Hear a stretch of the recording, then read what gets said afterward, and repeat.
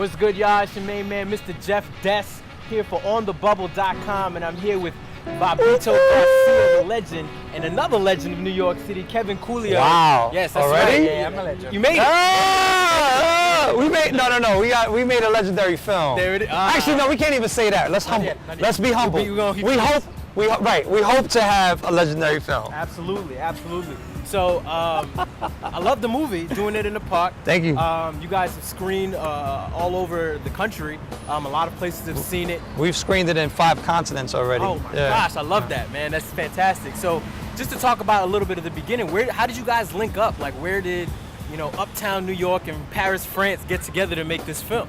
We linked up through the basketball love. So I started doing photography in my hometown in Nantes, France. Started shooting some friends of mine who would be dunking, and I sent the photos to Bobbito, who at that time was the co-founder and editor-in-chief of Bounce magazine. Bounce, right? Yep. And you know about that? I do. Oh. Yeah. And so he published my photo in the Reader's Corner, and that was my first photo published ever in a New York publication. Wow. An American publication. So, and 2 months after, I was in New York City with my girlfriend, met Bob. We played basketball. He showed me around during 3 days. Played my first game of 21 and went in Bed-Stuy. How'd you do? Fireball tournament.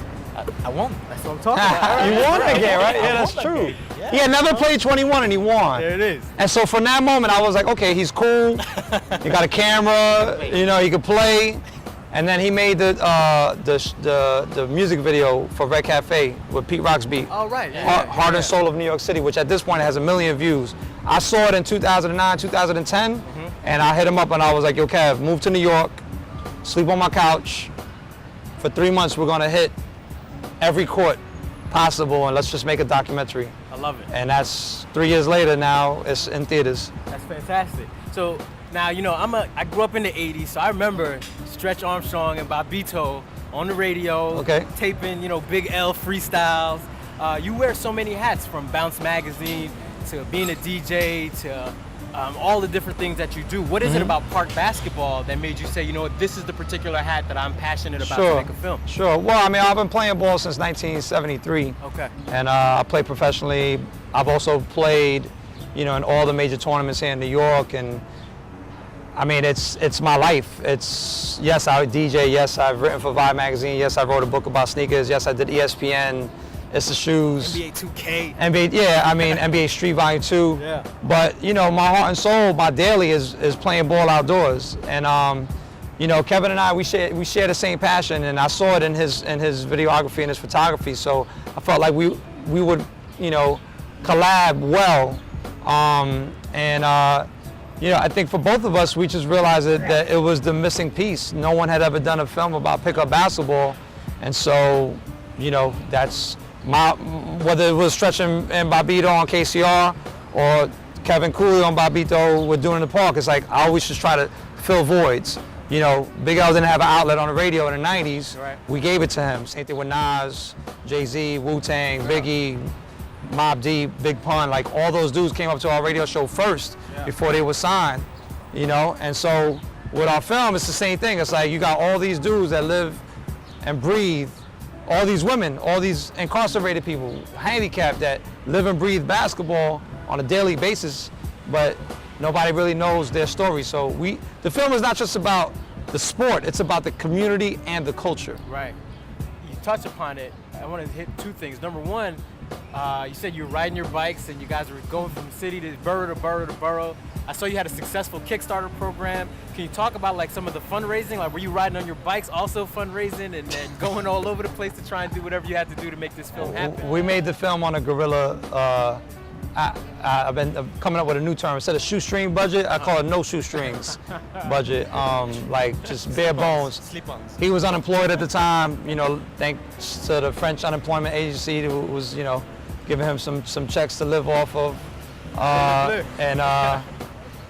Like I said, he was sleeping on my couch, and we just did it the way we could, and now it's produced and it's out, and we're distributing it independently as well. It's playing for a week in the Ice Theater in Chicago. We got a theater in Arizona that's playing it for a week. We just did New Parkway in Oakland, Backroom Cinema in London. So I mean, that's all like, you know, we're not like we don't have no office in Soho. It's like, you know, it's us like in our living room. Yeah. The park, you know what I mean? Yeah. The office, right? Yep. Now, Doing in the Park is, I mean, you guys have won some great awards. As you said, you've been all over the world. What's next for Doing It in the Park? What's the next step? I see the posters already being posted around. See them on New York City. They're all over the place, the stickers and the posters. So what's next for Doing It in the Park? So we are lucky to have Nike that is supporting the project and helping us touring the world right now. So we're going to like 11 cities from May to September.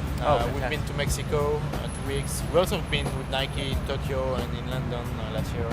And we're going to South Africa, to China, 3 cities, Philippines, Chicago, and everything this summer. And we're going there to show the film, advocate pickup basketball, play with the kids, document all that with photographies, and do a lot of interviews, and just try to share the basketball love. That's great. And our film is available for digital download and stream right now, ever since May 1st, at doininthepark.com. That's spelled without a G. We also have an online shop where we're selling posters, T-shirts. We're about to have shorts go up on sale too. There it is. Soon, I need some right, shorts too, man. Yeah. Doing It in the Park. Yeah, Doing the Park shorts. Yeah, Doing the Park T-shirts. These are fresh right here. Yeah, Doing the Park posters. You know, Kevin and I have been talking about maybe doing a book down the road. That's great. You know, we both have so many crazy photos of the playground from over the years, and just, you know, just continue to really just advocate pickup basketball. I mean, yes, we're filmmakers now. Kevin's like a real filmmaker. I just play basketball, but I'm happy to, you know, share that message with people around the world, and we've been seeing people get really inspired to play, you know, after watching our film. So we're pleased by that. All right, so that's it. I mean, we really appreciate you guys coming out here. Thanks a lot, man. Kevin, Bobbito, again, New York City legends. Don't let them fool you. I'm gonna take you guys be home before a minute. I'll take it for you. You got one of the great photographers, one of the great New York City personalities here with us on OnThaBubble. Don't forget, doininthepark.com, no G at the end of that, to see. See how I did I like that? that. I like that. I might have to switch that. No G. So that you can check out the movie that's available for digital download. Also, if you're in New York City, you may not see this by the time that you get it, but they are premiering tonight, and they're going to be all week at the Mist Theater on 116th Street between 5th and Lenox. There it is, at the Mist Theater. But you can create your own screening in your town. Go to tugg.com, TUGG.com, anywhere in the United States. All you need is like to be able to promote it. Done deal, there it is. So ladies and gentlemen, thanks again. My name is MrJeffDess. Thanks, Bobbito. Thanks, Kevin. Peace. Watch it on the bubble. I got next, y'all. I got no left though, so we'll see what happens. Don't leave me hanging. My man.